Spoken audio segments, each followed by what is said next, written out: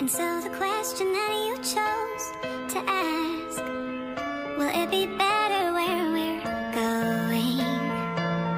And though the answer I don't know for fact, still my heart. Salut à tous et à toutes, c'est MFD, comment allez-vous? Moi ça va extrêmement bien. Aujourd'hui on se retrouve pour le premier tutoriel sur ma chaîne. Et avant de commencer, juste j'aurai quelques infos à vous donner. Donc puisque je sais que beaucoup d'entre vous m'ont demandé un tutoriel, donc c'était pour vous donner des infos par rapport à ça.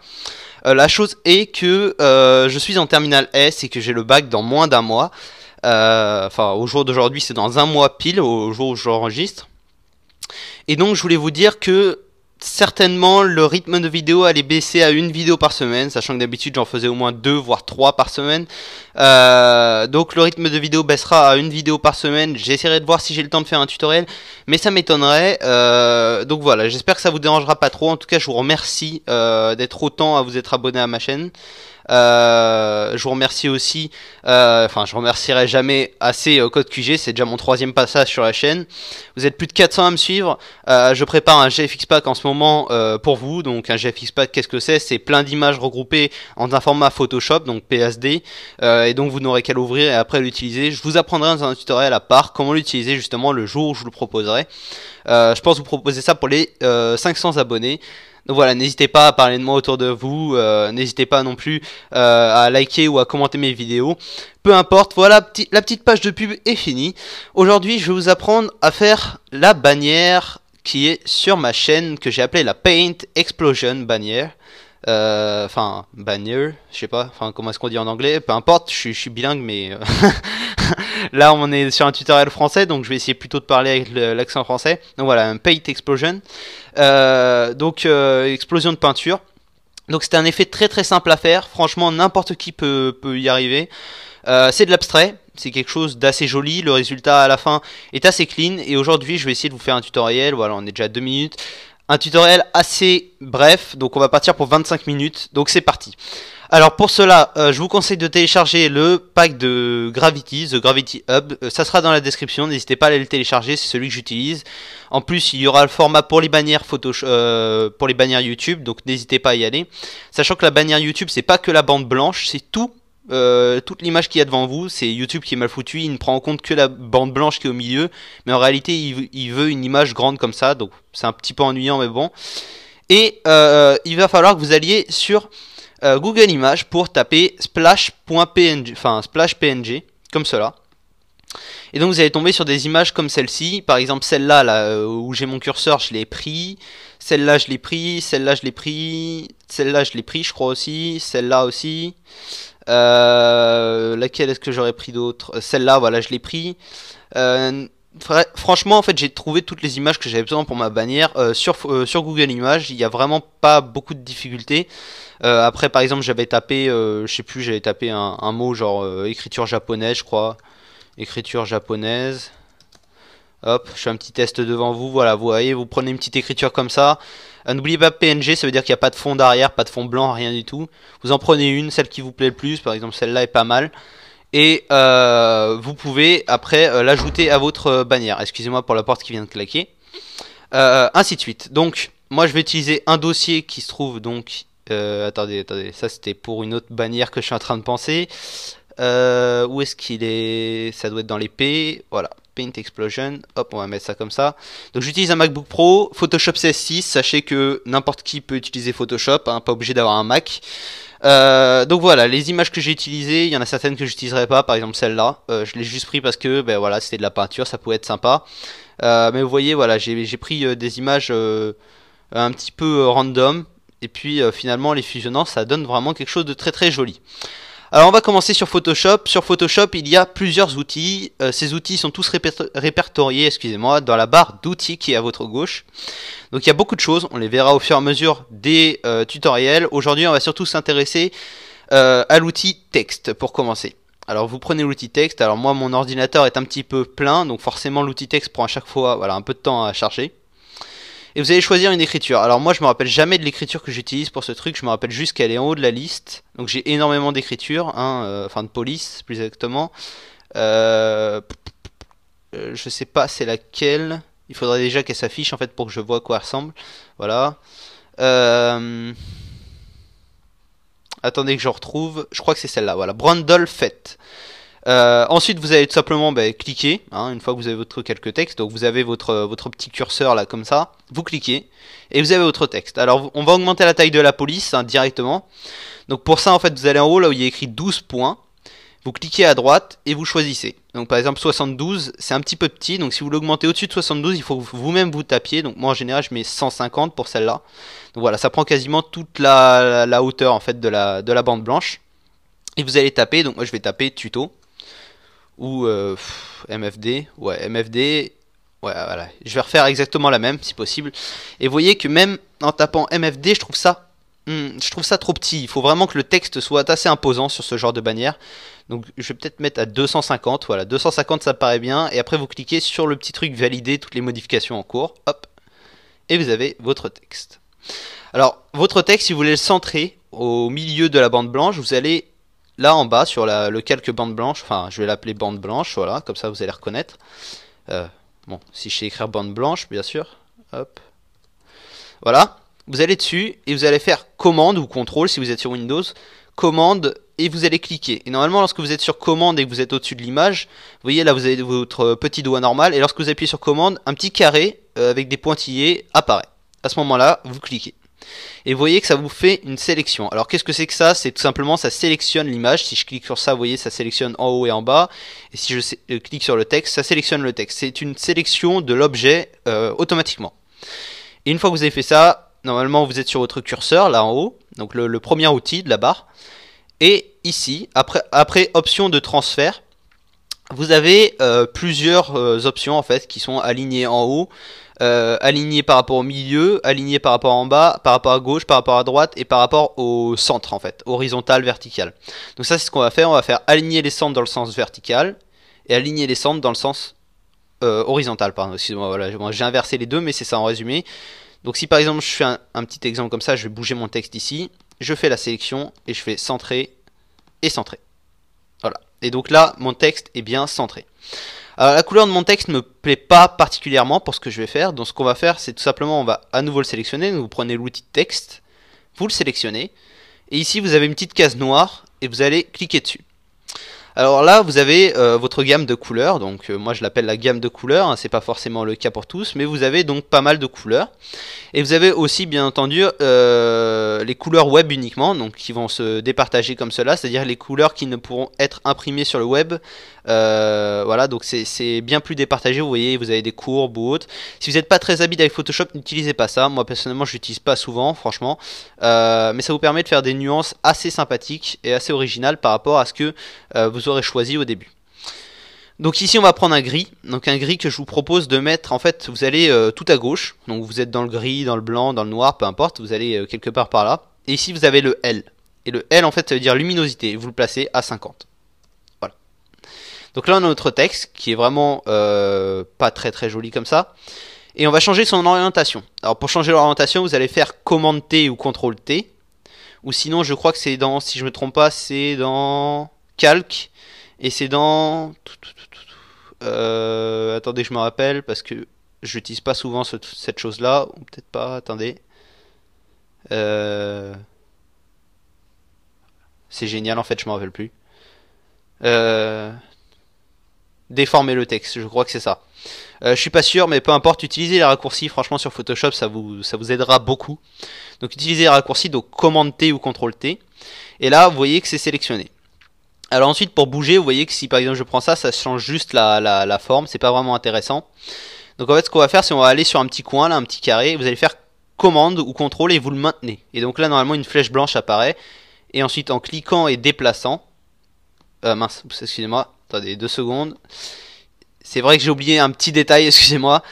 Pour modifier le texte comme s'il était une image et non garder sa forme et sa disposition comme ça, il faut pixeliser le texte. Donc pour cela vous allez sur votre texte. Vous faites clic droit, pixeliser le texte. Voilà. Et maintenant, vous pouvez faire CTRL T et modifier l'orientation. Donc moi, ce que je fais en général, c'est la barre du haut, je la laisse à peu près alignée, pareil, mais je la réduis. Et la barre du bas, je l'envoie en hauteur. Voilà, à peu près comme ça. Donc on a vraiment une impression de profondeur. Et on va de nouveau le centrer, hop, de la même manière que précédemment. Donc une fois que ça c'est fait, on va s'attaquer aux effets sur le texte. Donc les effets sur le texte, c'est quelque chose d'assez important, mais pas non plus obligatoire. Donc vous allez faire incrustation de motifs, et vous allez aller chercher, bon moi c'est un motif que j'ai déjà fait au préalable. En fait c'est ce motif là. Alors pour faire ce motif là, il va falloir que vous le fassiez vous-même. Donc si vous... je sais pas, je pense pas pouvoir vous l'expliquer aujourd'hui, parce que c'est assez compliqué en fait. Du moins en fait ça c'est juste pour un effet sur le texte de rayure, ça lui donnera plus de profondeur. C'est pas obligatoire, c'est juste pour ceux qui auront cet effet là, je l'ai appris d'un tutoriel. Si vous voulez un tutoriel sur comment faire les motifs, je vous le ferai, il n'y aura aucun problème. Donc voilà, vous prenez le motif ici et vous allez faire une petite incrustation en dégradé, vraiment très très légère. Donc vous allez augmenter l'incrustation en dégradé, l'échelle vous l'augmentez à 150% et l'opacité vous allez la baisser à quelque chose comme 30%, je pense que ça sera parfait. Et alors, juste pour activer un effet, si vous cliquez sur la petite case qui est à côté. Donc, par exemple, là, vous voyez la différence entre avant et après le dégradé, et entre avant et après l'incrustation de motifs. Voilà, donc ça c'est fait. Une fois que ça c'est fait, on va tout simplement dupliquer notre texte. Donc pour ça, ce qu'on va faire, c'est on va faire commande J ou CTRL J. Donc commande J, pour moi. Hop, vous le placez derrière, donc le copie. Et vous allez le décaler. Alors ça peut être comme vous voulez, hein. Ça peut être un petit peu à droite, un petit peu en bas, mais vraiment le moins possible, juste un tout petit peu qu'on le voit. Donc là par exemple, là je l'ai un peu trop fait. Voilà, là ça me paraît pas mal. Et ensuite vous allez dans Images, Réglages, Teinte et Saturation, et vous allez baisser la luminosité. Donc moi en général je la baisse à moins 50. Voilà. Et donc ça nous donne un effet de relief un peu 3D. Et en même temps d'ombre derrière le texte. Et donc ça bien sûr c'est déplaçable, hein. Si vous voulez l'avoir comme ça c'est pas un problème, comme ça c'est pas un problème, en bas c'est pas un problème, ça dépend, c'est comme vous voulez. Moi personnellement je le mets souvent à droite parce que l'orientation de mon texte en fait fait qu'il y a une profondeur en allant vers la gauche, donc l'ombre est un peu plus vers la droite et un peu descendu vu qu'il y a la lumière du dégradé en haut. Ça c'est pas vraiment très important. Ensuite, sur ce texte, justement, que vous allez déplacer et baisser la luminosité, vous allez cliquer dessus et vous allez lui ajouter une ombre portée. Alors, cette ombre portée, je vous conseille vraiment, regardez, attendez, on va peut-être zoomer un petit peu, je vais juste faire annuler, hop, on va zoomer sur une lettre, voilà. Et vous allez mettre l'ombre portée. Alors, juste avant, si vous savez pas comment ouvrir hein, la zone des effets, si vous faites un double clic sur votre calque, hein, tout simplement. J'essaye de faire en sorte de vraiment tout vous expliquer de manière à ce que ça soit bien pour débutants et pour professionnels, hein, pour tous. Donc vous faites une ombre portée, hop, voilà vous avez l'ombre. Et là vous allez agrandir la taille. Agrandissez-la vraiment le plus possible et ensuite vous réduisez l'opacité. Réduisez-la à 40-30%, c'est pas mal. De manière à ce qu'en fait vraiment vous ayez quelque chose derrière, donc si j'efface l'ombre. Voilà, on a vraiment quelque chose d'un petit peu flouté derrière. Et ça donne un effet vraiment très sympathique.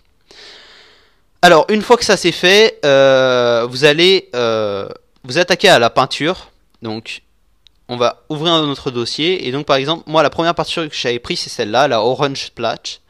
Et donc, vous allez l'importer. Alors, pour l'importer, je vais le refaire devant vous. Pour importer quelque chose, c'est soit vous allez sur le dossier, vous prenez l'image et vous la faites glisser. Soit vous allez sur Photoshop, vous faites fichier, importer. Voilà. Donc c'est deux manières de le faire, c'est deux manières qui marchent très bien. Moi personnellement je le fais directement à partir du fichier. Et donc avec cette grosse tâche, vous allez vraiment l'agrandir le plus possible.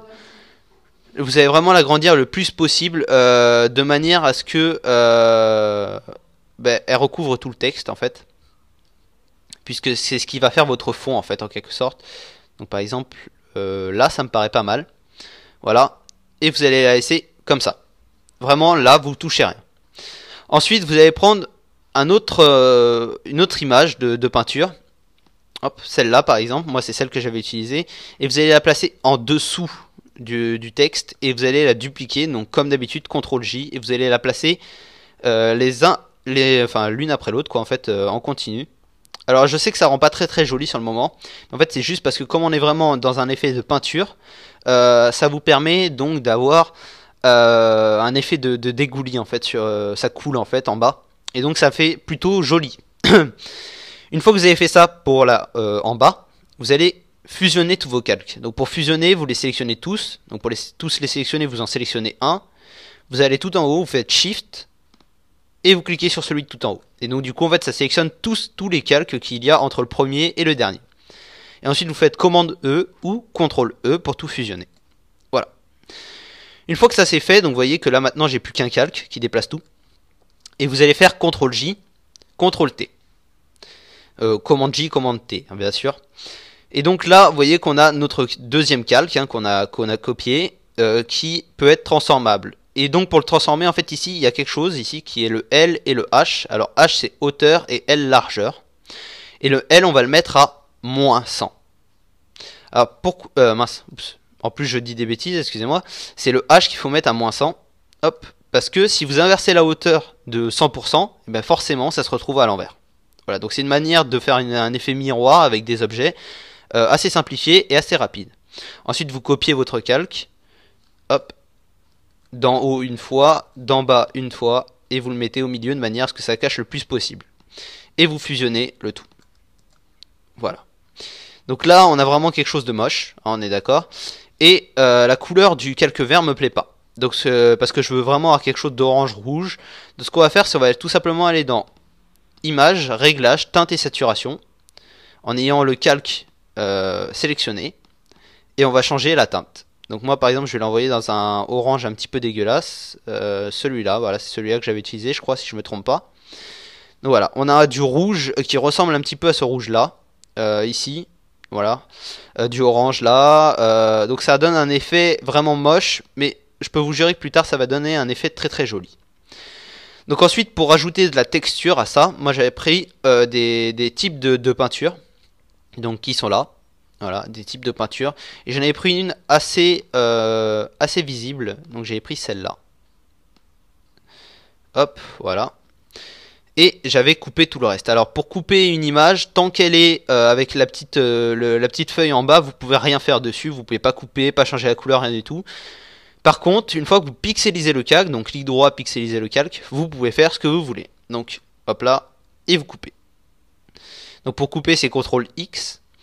Et ensuite, regardez bien, si je le place au-dessus, le problème c'est qu'il y a du blanc. Donc pour effacer le blanc, vous allez utiliser la gomme, vous cliquez là sur la gomme, et vous maintenez et vous descendez sur Outils gomme magique. Et vous allez sur le blanc, et ça va effacer toutes les couleurs qui sont blanches en fait sur l'image.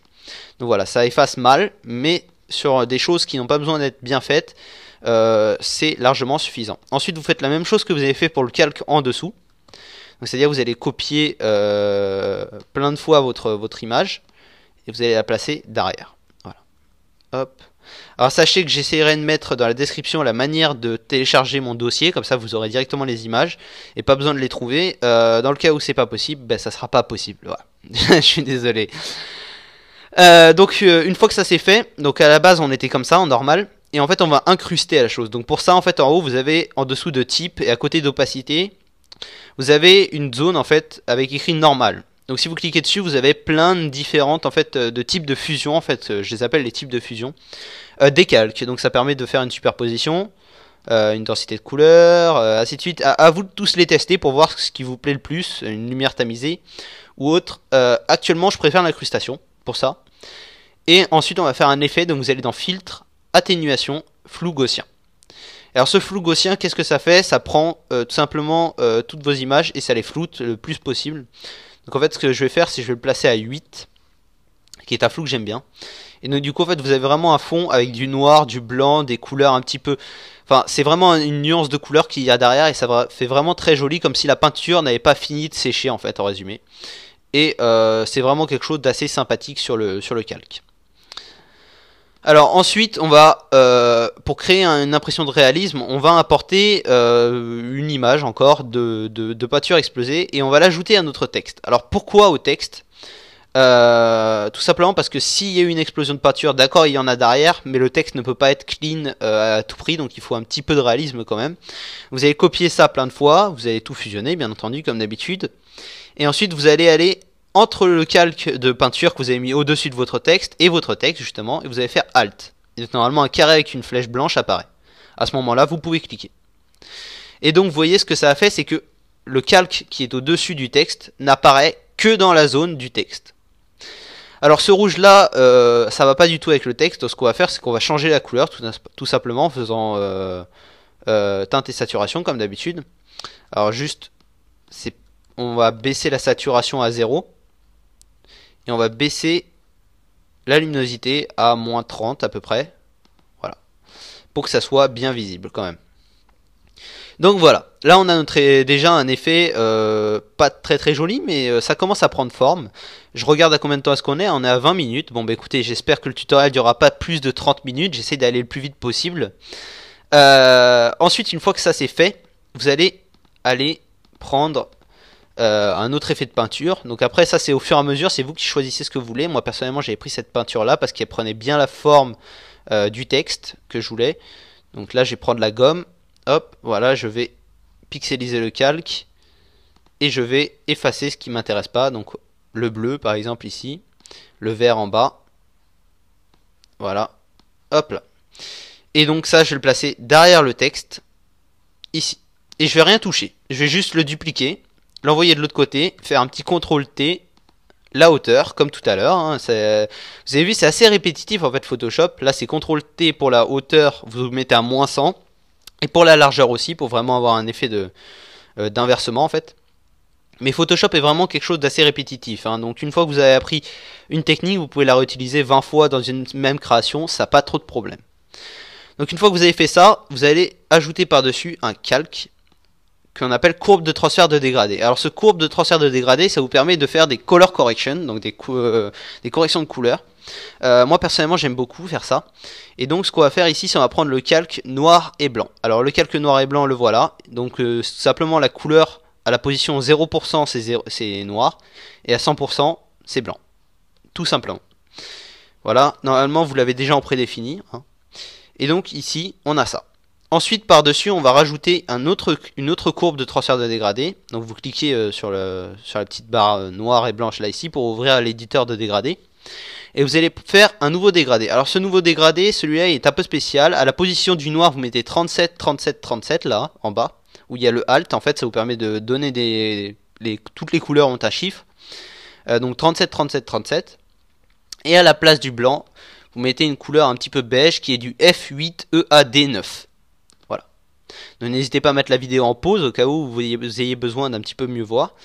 Et ensuite, cette courbe de transfert de dégradé, vous la mettez en incrustation. Donc là, ça nous fait une incrustation plutôt pas mal. On va juste baisser un petit peu la puissance de l'incrustation, voilà, à 50% à peu près. Et on va créer un calque au-dessus. Donc pour créer un calque, vous allez sur la petite fiche un peu, sur la feuille un petit peu cornée en fait en bas, et vous cliquez dessus. Et ça vous crée un calque. Et sur ce calque, vous allez faire un effet qui s'appelle tout simplement l'effet de coloration. C'est pas vraiment le nom d'un effet, hein, mais comment dire, ça donne de la couleur tout simplement à votre création. Donc moi là j'ai pris un bleu assez clair. Et donc mettez les couleurs assez claires en haut. Ensuite vous mettez la même couleur mais un petit peu plus foncée au milieu. Et une couleur mince. Voilà, vous voyez là je viens de faire une petite erreur. Hop, juste je récupère ma couleur, excusez-moi, évitez de faire ce genre d'erreur. Hop, et une couleur vraiment foncée en bas. Donc là si on incruste ça comme ça, ah, ça rend pas mal, mais c'est pas ce qu'on veut. C'est pas vraiment ce qu'on veut. Nous, ce qu'on veut, c'est vraiment quelque chose de plus homogène, en fait, au niveau de la couleur. Donc, ce qu'on va faire, on va faire un filtre flou gaussien à nouveau. Donc, atténuation flou gaussien. Et vous allez augmenter vraiment à genre 100 pixels le flou. Donc là, on a un flou assez sympathique maintenant. Vous voyez, si je le, par exemple là, voilà, je peux très bien mettre en montant, on a le bleu foncé. Et si je descends, on a vraiment le bleu clair. Donc moi, je trouve par exemple par ici que c'est pas mal, puisque je fais une création assez colorée. Et on va créer un effet de vibrance. Alors pour créer tous ces effets, c'est vrai que j'ai oublié de vous le dire, pour le coup, pour les transferts de dégradé et vibrance et autres, c'est le petit rond divisé en deux, un peu comme le yin et le yang si vous voulez, en bas. Et donc après vous cliquez dessus, vous maintenez et vous avez donc plein de choix en fait. Donc prenez vibrance. Alors vibrance, ça vous permet en fait de baisser la saturation de votre calque, mais sans faire disparaître les couleurs totalement. Donc moi en général je le baisse à moins 40 quand les couleurs sont un peu trop vives. Il y a aussi la saturation si vous voulez l'augmenter ou la baisser. Moi pour le coup je vais peut-être un petit peu la baisser. Ouais, non, non, non, ça va être très bien comme ça en fait. Voilà, à moins 40%, faites quelque chose d'assez sobre pour ce genre de création. Maintenant que tout ça c'est fait, donc là notre zone du milieu est quasiment finie. On va s'attaquer au fond. Alors pour le fond, on va ajouter en fait vraiment des choses assez imposantes. Donc c'est-à-dire qu'on va prendre par exemple ça. On va agrandir sa taille, donc de manière à ce que ça prenne toute la largeur de la bande. Voilà, et vous allez faire OK. Donc ça c'est sur le fond. Et maintenant une fois ce que vous faites, c'est tout simplement vous baissez l'opacité. Donc moi je la baisse à 40%. Et vous allez faire ça avec plein de calques. Donc moi par exemple je l'avais fait avec ce calque là aussi. Le calque de peinture que j'avais placé ici et de l'autre côté aussi. Voilà. Sans changer l'orientation cette fois-ci, puisque j'ai pas envie que ça soit la même chose de chaque côté. Donc voilà, quelque chose comme 30%. Ensuite j'avais pris à nouveau le truc de peinture qu'on a mis sur le texte tout à l'heure. Hop. Voilà. On va en placer un ici. Un ici. Hop, je vais baisser l'opacité à 20%. Voilà. Et donc là, on a un fond déjà plutôt sympathique. Alors ce fond, il n'est pas encore assez... comment est-ce que je pourrais dire? Il n'y a pas encore assez de splash dessus, mais ça, c'est pas un problème. Hein, vous inquiétez pas, ça se règle plus tard. Alors ensuite, je vais rajouter juste des petites vaguelettes. C'est pour rajouter un effet assez sympathique en fait au calque. Donc, hop. Hop. Là après en fait maintenant si je vous dis plus quoi faire c'est parce que c'est exactement ce que j'ai fait plus tôt. En fait vous rajoutez des images tout simplement, vous changez leur orientation et vous les placez. Il n'y a absolument rien à toucher à partir de là. Voilà. Ensuite j'avais mis un plexus, c'est vrai. Donc plexus ça vous permet d'avoir de la lumière, donc c'est très intéressant. Ça par contre je vous conseille de le mettre au dessus de tout. Hop, même au dessus des calques. Et de le mettre en densité couleur. Voilà. Et donc ça va vous donner vraiment un effet assez joli sur la création. Et ensuite je vous conseille de pixeliser le calque et d'enlever la couleur de manière à ce que ça fasse juste une lumière. Voilà. Et donc la lumière, voilà, elle est vraiment là, elle est vraiment présente, elle est assez jolie. Franchement c'est un effet que j'adore faire parce que ça rend vraiment très très joli au final. Et puis regardez ici vous avez le plexus en fait qui va un petit peu détruire en fait la peinture et donc ça fait vraiment un effet de lumière. N'hésitez pas par exemple à le placer quelque part par ici. Ça rend vraiment quelque chose de très très joli au final. Ensuite vous pouvez par exemple rajouter des petits splashes derrière. Donc là par exemple moi je vais juste inverser leur taille. Hop. Enfin inverser ça et les placer quelque part par ici. Donc là pareil je vais aller derrière, hop tout derrière, quelque part par là, ça me paraît bien, et augmenter leur taille, quitte à ce que ça floute un petit peu, c'est pas trop un problème. L'objectif c'est vraiment de créer une peinture qui explose en fait. Donc même si ça floute, c'est pas vraiment dérangeant, parce que ça sera à l'arrière, et une peinture n'est jamais strictement, comment est-ce que je pourrais dire, propre en fait lorsqu'elle explose, donc ça fait vraiment un effet assez sympathique sur le final en fait. Et ensuite vous pouvez rajouter bien sûr autant d'effets que vous voulez. Par exemple moi je vais rajouter une petite lumière autour du texte, une petite lumière qui me paraissait assez intéressante, voilà, qui est là. Donc là on la voit pas parce qu'elle est derrière, je l'avais mis juste au dessus du texte, la voilà. Hop, par contre il faut bien la mettre au dessus du calque. Voilà, et vous allez l'agrandir de pas mal. Hop là, voilà. Et vous la placez quelque part par ici, vous la tournez, vous faites comme vous voulez. Pour la tourner, c'est simple, vous faites CTRL T et vous allez dans un des coins et vous cliquez et vous tournez. Rien de plus simple, on va dire. Hop. Alors, hop là. Au fait, je tiens à m'excuser d'avance. Si vous entendez le bruit de mon clavier, c'est parce que je travaille avec le pad du Mac et non avec une souris. Voilà, tout simplement. Et donc ça vous permet de... Enfin, je sais pas, je trouve que je suis plus précis avec, donc voilà. Certains n'aiment pas, d'autres aiment bien, voilà. Chacun ses goûts. Hop. Et je vais juste placer au niveau du plexus, je pense que ça sera pas mal. Quelque part, un peu plus haut peut-être. Quelque part par là. Voilà. Et vous effacez au fur et à mesure. Donc là, on a déjà une création plutôt jolie. Sans trop de problèmes. Donc bien sûr après vous rajoutez les écritures hein, si vous voulez. Bon moi je vais pas aller jusque là aujourd'hui puisque j'ai plus beaucoup de temps. On est déjà à 29 minutes, donc je vais terminer. Donc une fois que tout ça c'est fait, vous allez tout fusionner. Donc pareil que d'habitude, vous sélectionnez celui qui est tout en haut.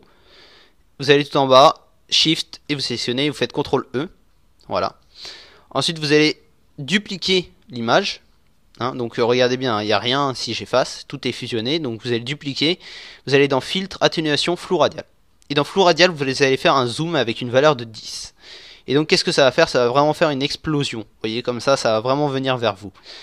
Et cette explosion, pour la réduire un petit peu, vous allez utiliser la gomme. Et vous allez prendre une gomme assez épaisse. Donc par exemple sur du... n'hésitez pas à y aller, hein, sur du 900, je pense que c'est peut-être un petit peu trop. Sur du 500, ça me paraîtrait... Ouais, là ça me paraît pas mal. Et alors il y a plusieurs types de gomme. Vous voyez, il y a la gomme pleine, qui est le rond tout blanc. Et il y a le truc un petit peu plus grisé, qui en fait permet de faire des flous en fait au fur et à mesure. Donc par exemple, ça va pas tout faire disparaître. Vous voyez, là je fais juste disparaître un petit peu au niveau du texte, un petit peu à ce niveau-là. Voilà. Et ensuite, je vais baisser l'opacité du flou pour que ça le fasse, mais pas trop non plus. Voilà, là on est bien. Et donc voilà comment est-ce que vous obtenez un effet assez sympathique. Après, je viens de faire la chose assez rapidement. Je l'ai fait en tutoriel, donc il a fallu que je vous explique tout. Donc forcément, j'ai pas pris autant de temps pour me concentrer sur ce que je faisais. Donc la création est un petit peu moins jolie que prévu. Après, c'est à vous de jouer avec ça. Vous pouvez aussi jouer sur le dernier effet que je vais peut-être vous apprendre, sur la teinte et saturation. Dans les calques en bas, donc teinte et saturation. Et ici en fait vous avez quelque chose qui s'appelle un masque, le masque blanc ici. Et en fait vous pouvez par exemple, on va le faire en travers, ça me paraît bien. Vous allez juste sélectionner l'outil plume, donc l'outil plume qui est ici, au-dessus du texte, et vous allez cliquer jusqu'à avoir une zone en fait de sélectionner. Ensuite vous faites clic droit à l'intérieur, définir une sélection. Vous prenez l'outil pot de peinture, donc normalement c'est l'outil dégradé, et vous cliquez dessus, vous maintenez outil pot de peinture. Vous allez sur le noir, donc là en bas en fait c'est rien de plus simple, vous cliquez juste sur les doubles flèches et ça change la couleur sélectionnée. Et vous mettez noir. Alors là vous voyez pas vraiment ce que ça a fait, mais regardez sur le masque, vous voyez une zone noire est apparue, et en fait ça veut dire que la zone noire ne va pas être affectée par l'effet du masque justement. Et donc moi par exemple là je voudrais avoir un violet, comme ça. Mais là, c'est un peu trop net, c'est pas joli. Donc ce qu'on va faire, c'est on va aller sur le masque, vous sélectionnez le masque. Vous faites filtre, atténuation, flou gaussien, comme d'habitude, et à 100. Voilà. Et donc là, vous avez un effet de couleur. Vous voyez que si je fais disparaître, si je fais apparaître. Et vous pouvez le faire autant de fois que vous voulez, sans aucun problème, et ça vous donnera des effets vraiment très très jolis. Voilà. J'espère que ce tutoriel vous aura été utile. N'hésitez pas à aller voir dans la description pour le GFX Pack dont je vous ai parlé. N'hésitez pas à aller voir dans la description pour le speed art de cette vidéo, de cette bannière là justement, pour laisser un petit like et un commentaire. N'oubliez pas de laisser un petit like et un commentaire sur ce tutoriel si vous avez bien appris avec moi. N'hésitez pas à me donner des conseils surtout sur ce qui ne va pas ou sur ce qui va, hein. S'il y a des choses qui vont, n'hésitez pas à le dire aussi, ça fait toujours plaisir. Et puis, tout simplement, n'hésitez pas dans les commentaires à me dire quel type de bannière vous voudrez avoir comme tutoriel pour la prochaine fois. Et si le temps vous a convenu, puisque personnellement, en 30 minutes, c'est le temps que je passe pour faire une bannière en moyenne, sans rien expliquer. Donc en résumé, il me faudra au moins 45 minutes pour tout vous expliquer correctement et faire une bannière bien.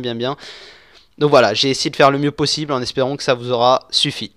J'espère que tout s'est très bien passé. On va se dire à très bientôt les gens. Allez, peace!